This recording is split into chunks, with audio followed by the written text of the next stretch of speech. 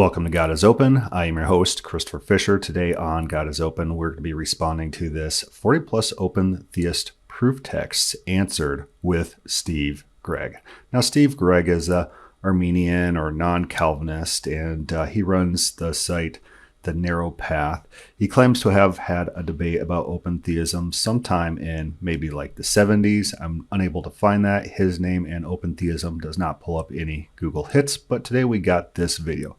So let's see what he says about that. All right. Well, when we talk about open theism, the reason it's called open is because the open theists say that God has not determined everything about the future, particularly those things that are going to be decided by the free moral choices of human beings.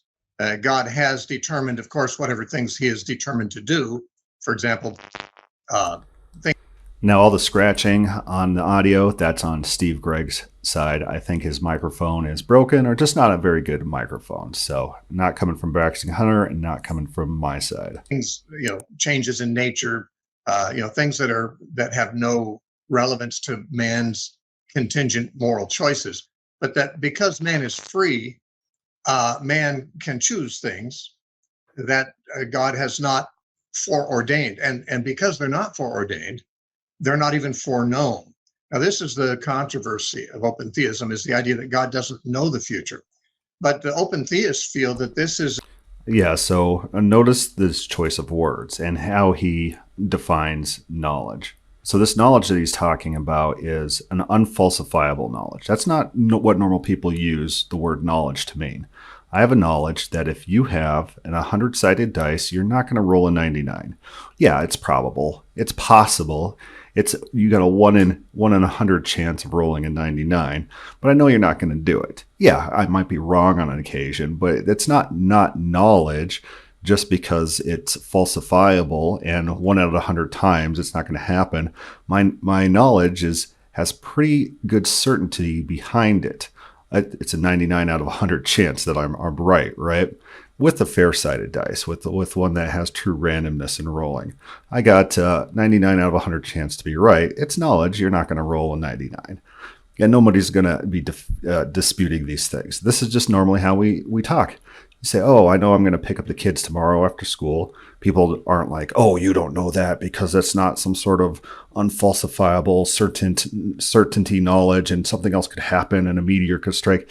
No one talks like that. No one means these things when they use these words. They're smuggling in philosophical assumptions into normal language in order to trick people. It's a bait and switch. So what they're looking for is not knowledge. It's unfalsifiable propositions that God has access to in some sense. And if God knows that these unfalsifiable propositions exist, guess what? These unfalsifiable propositions exist whether or not God knows about it. God himself is unable to, and he just can't. God cannot change the future that he knows with certainty. So their problem goes even deeper than just normal people not having free will. God himself is bound by fate in their system. God can know the future, but like Cassandra, his knowledge of the future does not give him ability to change it. He's stuck in fate. It's a necessary consequence. They say if God knows certainly that I'm going to sin tomorrow, well, how can I do anything else but that? I mean, if God knows certainly I'm going to do it. Right. My knowledge of a red car means a red car exists. The red car exists whether or not I know it. And God's knowledge of 100% certainty, unfalsifiable proposition about the future means that proposition exists and that it is unfalsifiable. God himself, using all his power, cannot change what he knows in the future with unfalsifiable certainty. God is impotent in their view. Then I am. And I'm not free to do anything else. Because if I did something else that'd go against what God knows I'm going to do, and that's by definition impossible. So they would say that the very implications of free will eliminate the possibility of total foreknowledge about those things. Now, those who are against open theism, I'm not an open theist myself. I don't consider myself an opponent of it because I do not get I'm not alarmed by it or its implications, but there was a time I was. When I first heard it back in the late 70s. I even debated an open theist in 1980. And I was pretty alarmed by it at the time because, like many Christians, I assumed this is a denial of God's omniscience.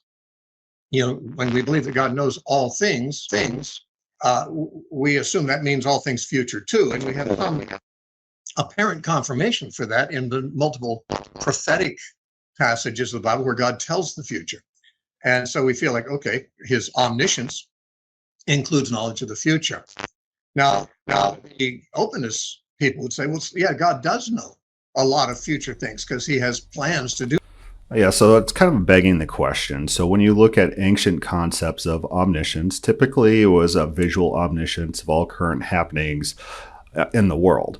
And so you don't get this philosophical definition of omniscience until maybe 2nd or 3rd century AD. So it's fairly new relative to the Bible. That's not what the biblical authors mean when they talk about God knowing everything. It's not what they're talking about when they say certain people know everything, like King David knows everything. That's not what they're talking about in those situations either. God's omniscience is primarily visual within the Bible. He sits in heaven and watches all the events on earth. The eyes of the Lord are in every place, keeping watch on the good and the wicked. It's a visual omniscience. That means it's gained information. It's information coming from third parties that is flowing to God, that's God is intaking from outside himself, which is not allowed in Steve Gregg's view of God, even though throughout this video he's going to conflate how he actually believes that omniscience works with this type of third party gaining and processing of information, which is how the Bible describes God's omniscience. God watches. Watches is gaining information. Watches is being affected from outside himself. Gregg would deny this. Do certain things which he'll carry out. What he doesn't necessarily know is the free choices that people will make, and he doesn't very often predict those. And therefore, we'd be open to the idea that God doesn't know what I'm going to do tomorrow or even who's going to be saved. He doesn't, because that's a moral choice too that people make. Yeah, where are these people arguing that God doesn't know what I'm going to do tomorrow?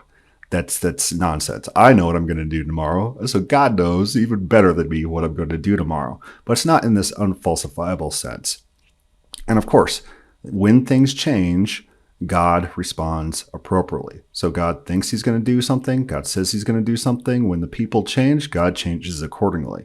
And so it's not surprising when God knows what people are going to do in the future. The surprising thing is when he fails to accurately predict their responses. He said, what more can I do for Israel? I expected good grapes, but got wild grapes. Those are the surprising texts. Those are the interesting texts, not me being able to tell you what my kids will say in any certain situation. I do it all the time. I was talking to a lady once. I was like, yeah, my kids, they love spankings. And she's like, what? No, that's not true. I said, I'll call up my daughter right now and ask her how many spankings she wants. And it's going to be some positive integer, more than 0. She's like, no, your kid's not going to do that. So I called up my daughter. Said, hey, Ray Fisher, how many spankings do you want? She said, 7. And the lady was shocked. like I know my kids. I know what they're going to do in these different circumstances. You just know these things. It's not an unfalsifiable knowledge. You know, sometimes people can be wrong about things. Sometimes God is wrong about how people will act and react to circumstances. And so Steve Gregg conflates this philosophical knowledge, which has unfalsifiable properties. He conflates it with normal knowledge, and he then says God can't know the future. And therefore, they would say omniscience doesn't mean that God knows things that don't exist necessarily. I mean, Clark Pinnock, for example, an open theist, I thought reasonably said, when we say that God is omnipotent, it doesn't mean he can make 2 + 2 = 5, or that he can make a square circle. It's a very common illustration, given that omnipotence means God can do anything, but he can't do the ridiculous. He can't do the absurd. He can't do what is not true. And likewise, they say, when we say God knows everything, we only mean he knows everything that there is to know, but the future is not there. It hasn't happened yet. There's no information content. There's nothing there to know. And to say that God doesn't know a future moral choice that somebody's going to make simply because it doesn't exist yet and could go more than one way, they say, well, that's just because the same reason he doesn't know about any purple unicorns on the dark side of the moon. There's no content there. So this is a big mistake that open theists make. They're adopting these non-central definitions of words like knowledge and entertaining them as if they're actually realistic or actually have real meaning or are actually just not philosophical nonsense. And they're able to smuggle in our normal mental associations with these words, with the non-central, these unique, these idiosyncratic definitions. And so we're playing their games. No, what they want is unfalsifiable, a certain knowledge that not even God himself can change with all his power, because then it's falsifiable. It's unfalsifiable propositions. And these unfalsifiable propositions, God somehow has access to.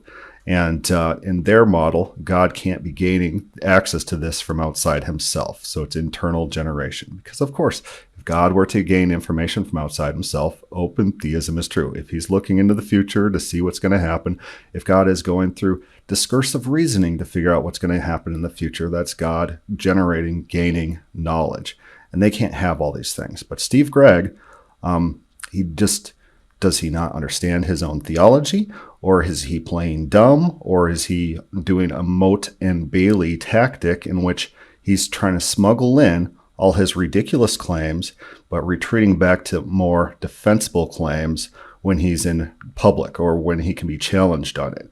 So he's fighting for a view that he himself does not believe. No. And so, I mean, I don't react like I used to.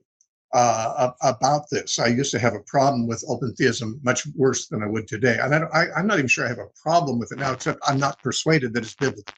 And we're here, of course, to talk about the scriptures that they use to prove it true. And I think they can be answered.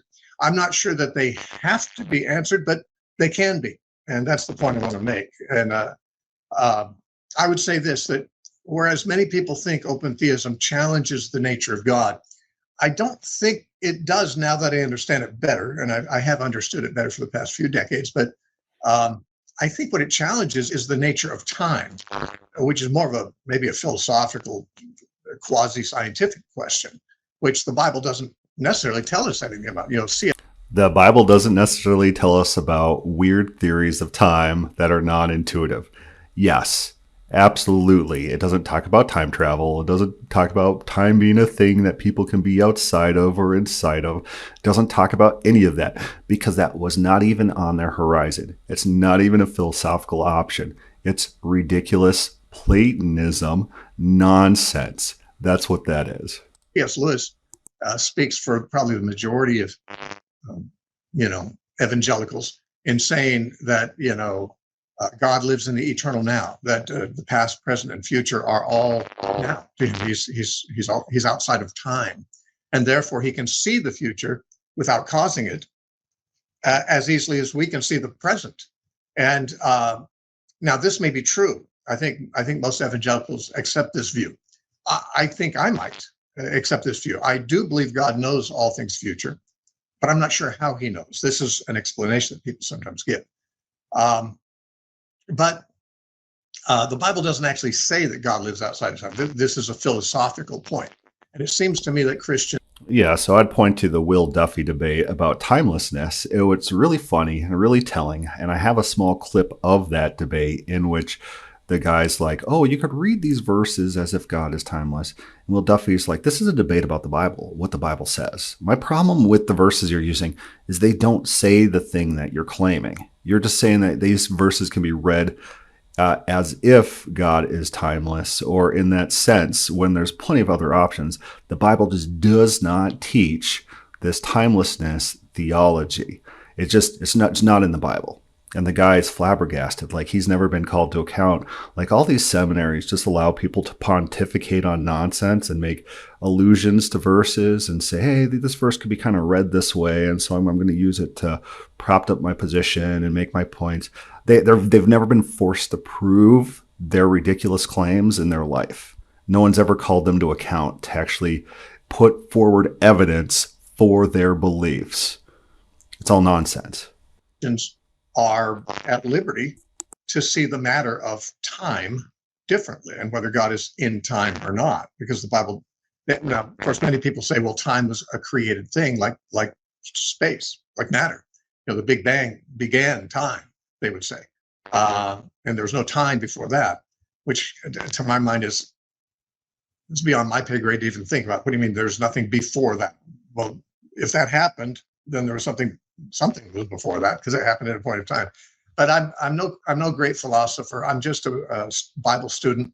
And in my opinion, there's enough biblical information there to suggest that God does know future moral choices that individuals will make, and that these are not moral choices that he compels them to make. Yep, and I know plenty of moral choices various people will make as well. It's not very hard, and it's not very hard in aggregate either. What's our big controversy right now? Rape gangs in England? Yeah, I know that the English government's going to be complicit in enabling certain minority groups, because they're minority groups, to do things that are morally reprehensible. That's not hard to predict. You got evil people in power who want to do very evil things for very nefarious purposes, and they're going to continue to do it in the future. I can make these predictions. I'm going to be right about my predictions. I think I have an 100% prediction rate so far on God is Open podcast for all the predictions I made.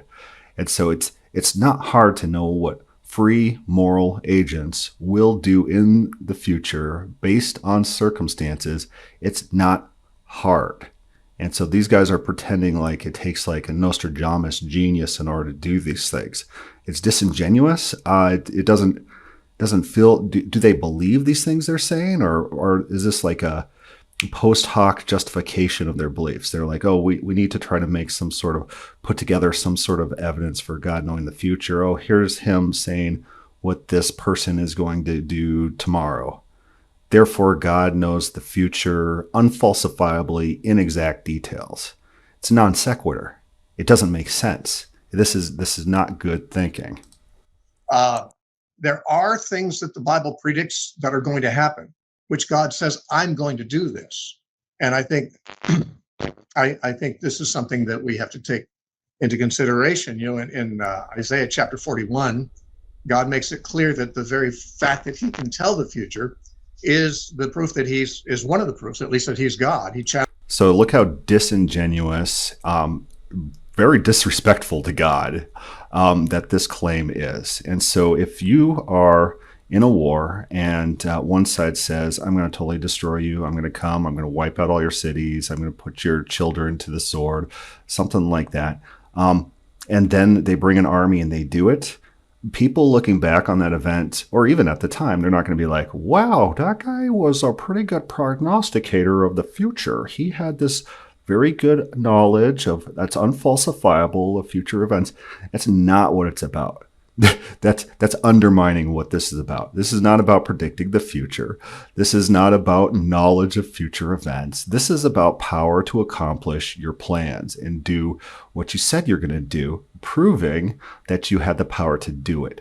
Turning this into a knowledge claim, it's degrading to God, and it's absolutely ridiculous. And no one in that war scenario would claim, "Oh, what a great prognosticator! He's some sort of prophet that he was going to bring an army and put Rome to the sword." Oh man, it's what a guy! What an omniscient man here. That's debasing to God. Challenges the false gods, show the things that are to come hereafter, that we may know that you are gods. Tell us what's coming so we'll know that you're really gods. And by implication, he's saying, I can, and that shows I'm really God. But he also says in Isaiah numerous times, I predict it or I speak it, and then I'll bring it to pass. And so he's talking about, Cyrus and these kinds of things in history. He's saying, I did this. I told you about it beforehand. And the fact that I can call it and say, free ball in the corner pocket, and then and hit it there. It doesn't prove that I had some exhaustive foreknowledge of the future. I just knew what I was going to do, and I did. Yeah, that's a very good example. And so you got a pool player, it says 3-ball, corner pocket, and he shoots it. Steve Gregg will be over in the corner like, oh man, that guy has omniscience of the future. Wow, he was able to prognosticate and predict that fairly accurate. Must have been 100% unfalsifiable knowledge that could not be subverted. The man couldn't do anything other than he would have that he knew he was going to do. This is the level of debate and discussion that the Bible is drugged down to. It's missing the entire point of what's going on in Isaiah. It's missing the entire point of the person putting Rome to the sword. It's missing the entire point of the billiard player. It's not about predicting the future. It's not about knowledge of future events. It's about skill. It's about power. It's about being able to do the things you say you're going to do. It's being able to predict it before it happens is just rubbing it in your power. It's the I told you so. I told you I was going to do these things, and I did them. It's a power claim. He's degrading God. These people degrade God with their claims that Isaiah's about knowledge of the future or proves some sort of exhaustive knowledge of the future that's unfalsifiable. Not what's going on there. That's ridiculous. Did it. And but there are a couple of cases anyway, if not more, where I think it's indisputable that God predicts future moral choices. I'll give you these, and then we can go into the scriptures that you want me to answer.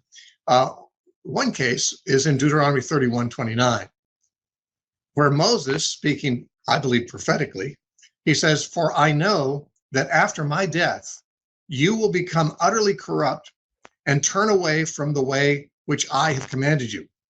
And evil will befall you in the latter days, because you will do evil in the sight of the Lord, provoke him to anger through the works of your hands." Now, he's saying, I know that you're going to do this. And sure enough, they did.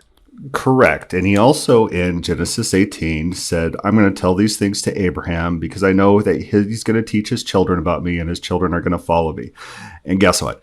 That didn't happen.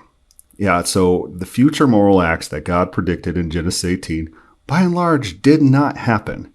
And so it's not like these things are fated, but it's based on what God knows the general disposition of the people are going to be and what these people are going to act like, which is, as we established, not hard to do. But when God does predict something and it doesn't happen, then we should start paying attention. Then we should start saying, hey, what's going on here? It's not this unfalsifiable knowledge of future propositions. It's not anything like that going on. So these arguments are bad arguments. Steve Gregg, you're bad at formulating arguments. He predicted it. Now we say, well, that's Moses saying that. Well, yeah, but Moses, if Moses knew it, then God would. I mean, does Moses know more than God does? If someone says, well, Moses just knew these people had this tendency to do bad things, and so he just knew they'd do it again.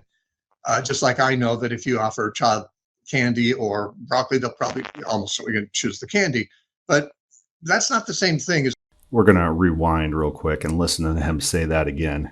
One case is in Deuteronomy 31:29, where Moses, turning there real quick, speaking, I believe, prophetically, he says, "For I know that after my death, you will become utterly corrupt and turn away from the way which I have commanded you.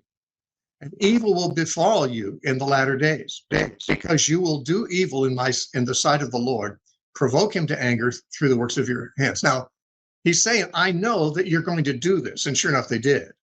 He predicted it. Now we say, well, that's Moses saying that. Well, yeah, but if Moses knew it, then God would.